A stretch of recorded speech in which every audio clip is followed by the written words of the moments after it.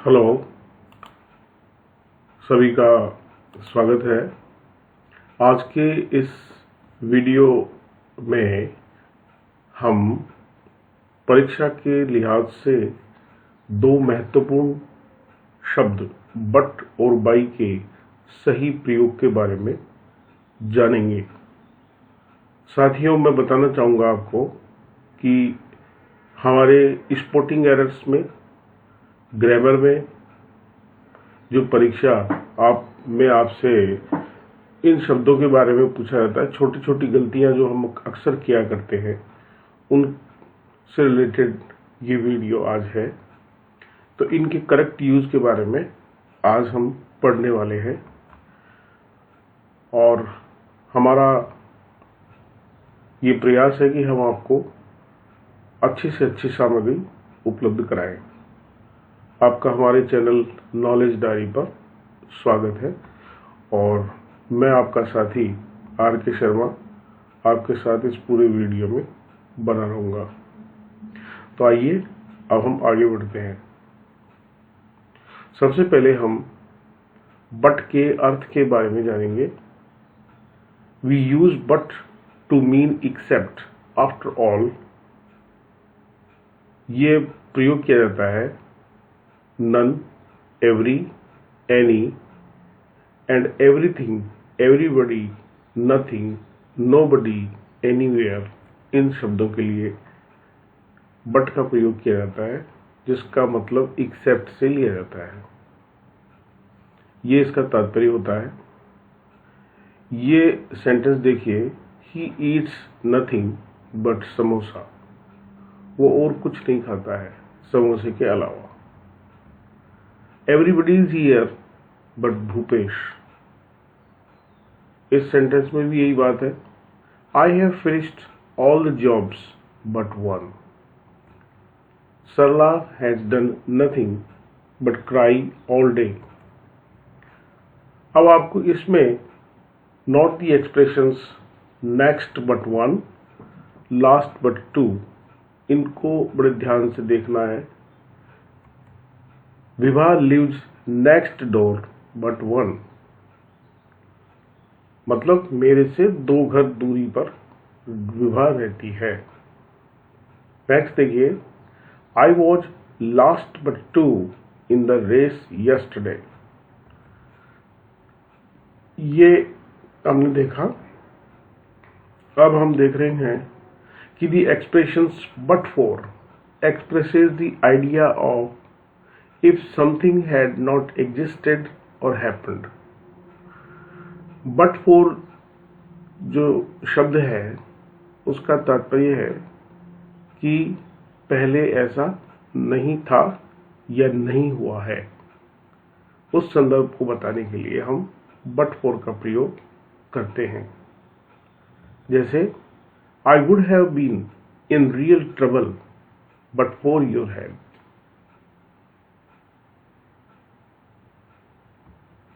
But for the storm, I would have been home before.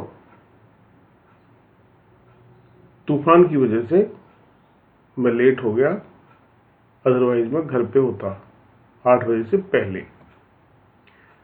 अब आप इसमें ये देखिए कि जो स्ट्रक्चर है उसको देखिए।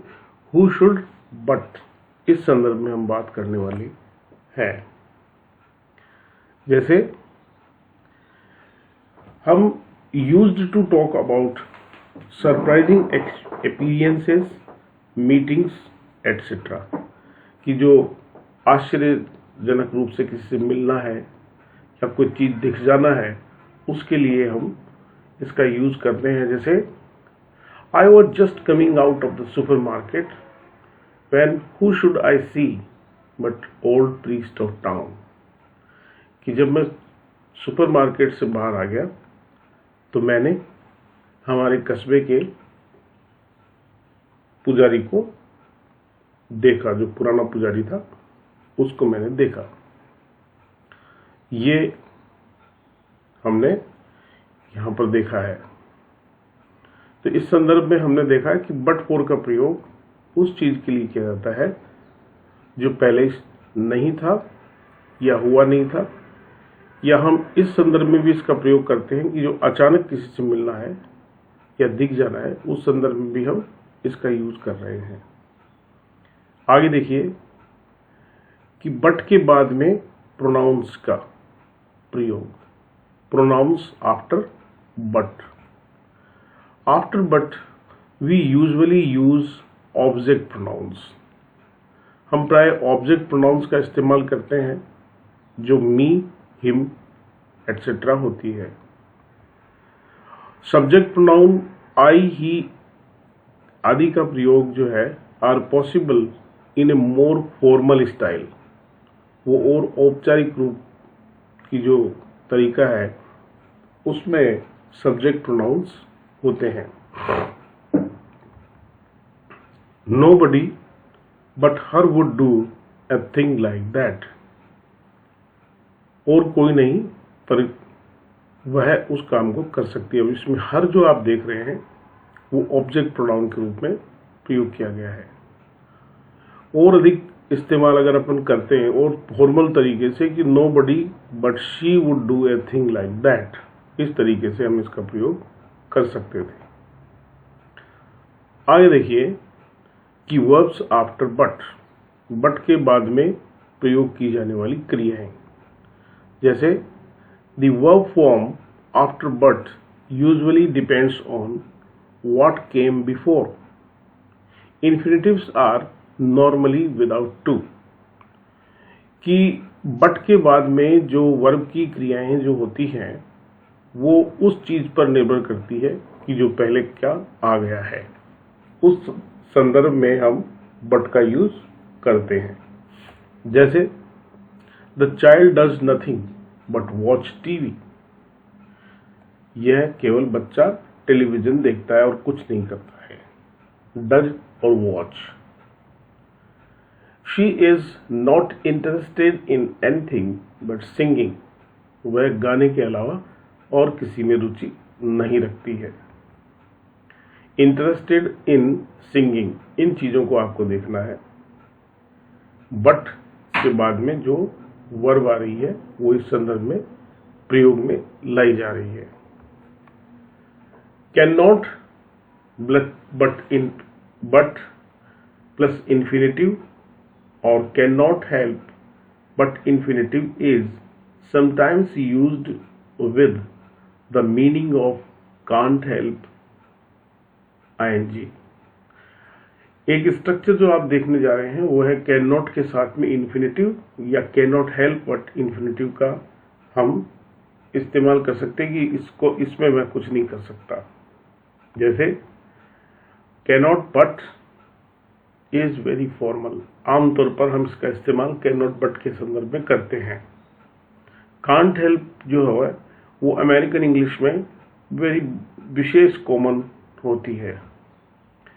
One cannot but admire his courage. मतलब अब उसके साहस की प्रशंसा किए बिना कोई नहीं रह सका। वन हैज टू एडमायर, उसे उसकी साहस की प्रशंसा करनी पड़ी। I can't help but wonder what's going to happen to us all. एक और है जिसमें हम देख रहे हैं कि बट का मीनिंग ओनली के संदर्भ में किया जाता है, केवल के रूप में। In older English but was used to mean only but this is now very unusual. English में, पुरानी इंग्लिश में बट का प्रयोग जो है वो केवल के संदर्भ में किया गया था। जैसे she is but a child, वह अभी केवल एक बच्ची है। आगे देखिए कि बाई का प्रयोग हम करने वाले हैं जो कि मेथड या एजेंट के को बताने के लिए किया जाता है, और उसके साथ में वर्ब विद का है जो कि टूल्स को बताने के लिए हम करते हैं। जैसे अब इसके भिन्नता को देखिए आप, the difference, find out the difference. By and with can both be used to say how somebody does something। By और विद का जो है वो उस चीज को बताने के लिए किया जाता है कि किसी ने कोई कार्य कैसे किया, but there is an important difference, एक महत्वपूर्ण फर्क आपको नजर आएगा। We use by when we talk about an action. हम बाई का प्रयोग करते हैं जब कोई कार्य के बारे में बात की जाती है। What we do to get a result, कि एक परिणाम के लिए हमने क्या किया। वी यूज विद, और हम विद का प्रयोग करते हैं when we talk about a tool or other object, जब हम किसी उपकरण या किसी ऑब्जेक्ट के बारे में बात करते हैं। अर्थात what we use to get a result, हमने परिणाम प्राप्त करने के लिए क्या प्रयोग में लिया, उसके संदर्भ में विद का प्रयोग किया जाता है। तो इनके एग्जाम्पल्स देखते हैं हम। ये बाई का जो है मेथड के और विद का जो है वो टूल के रूप में इस्तेमाल। इन दो वाक्यों को देखिए। I killed the snake by hitting it, not the ing form after by. By के बाद में जो ing फॉर्म है उसको देखिए कि सांप को मैंने मारा, hitting it. I killed the snake with an axe, मैंने एक कुल्हाड़ी से सांप को मारा, नॉट बाई एन एक्स। अब इसमें विद एन एक्स इसलिए आया क्योंकि इस एक्स का हमने टूल के रूप में यूज किया है, और वहां बाई का हमने इसलिए किया है कि उसमें हमने उसको किस तरीके से मारा, तो उसके मेथड का यहां पर प्रयोग किया गया है। जैसे I got where I am by hard work, कि कठोर श्रम से मैं यहां हूं। नो यू डोंट डिडंट, नहीं तुमने ऐसा नहीं किया। You got there with your sons money, तुमने अपने बेटे के पैसा का प्रयोग किया और यहां पर पहुंचे हो। ये एक डायलॉग है छोटा सा जिसमें बाई और विद के प्रयोग को बहुत अच्छी तरीके से समझाया गया है। अब आप एक चीज को देखिए, note that without is used as the opposite of both with and by in these cases, कि इन संदर्भों में विदाउट का प्रयोग विद और बाई के अपोजिट के रूप में किया जाता है। जैसे अब देखिए अगले में, इन वाक्यों को ध्यान से पढ़िए। I got her to listen by shouting, it is difficult to get her to listen without shouting.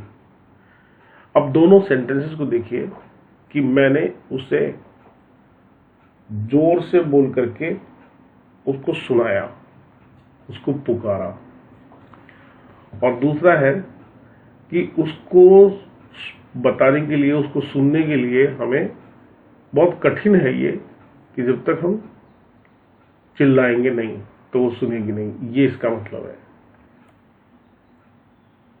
दोनों में फर्क आ गया, यानी बाई का जो है अपोजिट हो गया। We will have to get it out with a magnet, हम इसे एक चुंबक के माध्यम से ही बाहर निकाल सकते हैं। यहां विद के साथ मैग्नेट का यूज किया जा रहा है। विद जो है या मैग्नेट जो है वो विद के साथ टूल के रूप में यूज हो रहा है। नेक्स्ट देखिए कि we can't get it out without magnet, कि हम बिना चुंबक के इसे बाहर नहीं निकाल सकते। यह दोनों में फर्क हमने देखा है। अब ये देखिए कि by is also use to refer to means of transport, कि बाई का प्रयोग जो है वो यातायात के साधनों को बताने के लिए भी किया जाता है कि हम किस तरीके से हमने यात्रा की। जैसे by bus, by train etcetera, इस संदर्भ में भी हम बाई का प्रयोग करते हैं। आगे देखिए कि बाई जो है वो पेसिव क्लॉजेज में कैसे होता है। In passive clauses by introduces the agent, कि पेसिव के जो वाक्य होते हैं, उपवाक्य होते हैं, उसमें हम एजेंट को बताने के लिए बाई का प्रयोग करते हैं वाक्य के अंत में। द पर्सन और thing that does the action, वह व्यक्ति या वस्तु जिसने किसी काम को किया है। I was interviewed by 4 editors, by 4 editors जो है वो एजेंट के रूप में यहाँ पे प्रयोग में लाया जा रहा है। My car was damaged by A falling stone, कि मेरी कार जो है वो एक नीचे गिरते हुए पत्थर से डैमेज हो गई। We generally prefer with to refer to a tool or instrument used by somebody, किसी के द्वारा कोई उपकरण जो प्रयोग में लाया जाता है उसको बताने के लिए हम विद का प्रयोग करते हैं। जैसे बाई इन पेसिव क्लासेस, कि पेसिव क्लासेस में बाई का सेंटेंस कैसे होता है। Compare and find the difference, नीचे 2 वाक्य दिए जा रहे हैं, उनको पढ़िए और उनका फर्क देखिए। He was killed by a heavy stick, एक भारी लकड़ी से वो मारा गया। This could mean, ये इसका मतलब हो सकता है कि ये heavy stick fell and killed him, एक भारी लकड़ी उस पर गिरी और वह मर गया। He was killed with a heavy stick, उसे एक भारी लकड़ी की सहायता से मारा गया। इसका मतलब है कि somebody used stick to kill him, किसी ने एक भारी लकड़ी उसे मारने के लिए प्रयोग में ली। ये यहाँ पर हम पेसिव क्लासेस में इसका यूज करते हैं और ये दोनों सेंटेंसेस को ध्यान से पढ़ने पर पता लग जाता है। आगे देखिए, बाई का प्रयोग टाइम को बताने के लिए, समय के लिए भी हम बाई का प्रयोग करते हैं। बाई कैन मीन, बाई का मतलब हो सकता है नॉट लेटर देन, उससे ज्यादा देरी से नहीं। इस संदर्भ में भी हम इसका इस्तेमाल करते हैं। I will be home by 6 o'clock, मैं 6 बजे तक घर आ जाऊंगा, यानी 6 बजे से पहले या उस समय तक। Can I borrow your bike, क्या मैं आपकी बाइक यूज कर सकता हूं। तो डायलॉग में जवाब मिला कि yes but I must have it by tonight, परंतु तुम मुझे आज रात से पहले इसे वापस देना, यानी आज रात को या उससे पहले। आगे देखिए कि by can also suggest the idea of progress up to a particular time, कि बाई जो है वो एक विशेष समय तक प्रगति के विचार को भी व्यक्त करता है। By the end of the meal everybody was over eaten, कि भोजन समाप्त होने तक हर कोई बहुत सारा खा चुका था। इस संदर्भ में हम बाई का प्रयोग समय के संदर्भ में करते हैं। आगे देखिए वही समय के संदर्भ में बाई का प्रयोग, कि बाय द टाइम, उस समय तक का प्रयोग विद ए वर्ब, क्रिया के साथ प्रयोग किया जाता है, जिसका तात्पर्य होता है not later than the moment that something happens, कि कुछ घटित होने से तक के क्षण तक के बाद तक की बात है ये, उससे बाद तक नहीं हुआ है, मतलब उस क्षण के बाद तक नहीं होने के संदर्भ में हम इसका प्रयोग करते हैं। I will be in bed bye the time you get home, कि मैं सो जाऊंगा जब तक आप घर पहुंचेंगे। तो यहां पर ये बाय द टाइम का मतलब किसी क्रिया के साथ में प्रयोग किया गया है। By the time that the guards realized what was happening, the gang were already inside the bank, जब तक गार्ड्स को पता लगता, महसूस करते, तब तक वह गैंग जो थी वो बैंक के अंदर आ गई थी। यह उस संदर्भ को बता रहा है। अब देखिए, तो एक महत्वपूर्ण है कि बाई और नियर का प्रयोग, इसमें क्या क्या फर्क आपको नजर आता है वह यहां पर बताया जाएगा। By means just as the side of something, that is by you may be closer than something that is near you.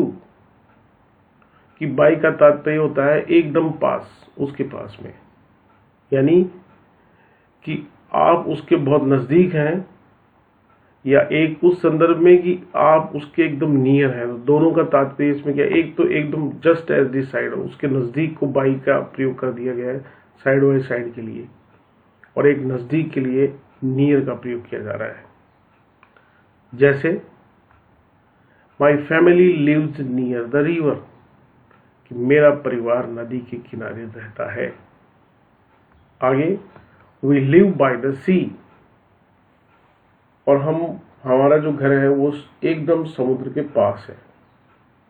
तो बाय द साइड, बाई यहां पर बाई के साथ में तो हो गया एकदम किनारे पर, और एक हो गया नजदीक जो निकट है, मतलब थोड़ी किनारा से दूर है। आपका बहुत बहुत धन्यवाद, थैंक्स फॉर योर टाइम। और आप इसी प्रकार से हमारे चैनल नॉलेज डायरी को देखते रहेंगे। Have nice learning. आपको निश्चित ये वीडियो पसंद आया होगा, और हमारे नेक्स्ट वीडियो में हम एक नए टॉपिक के साथ आपसे चर्चा करेंगे। धन्यवाद।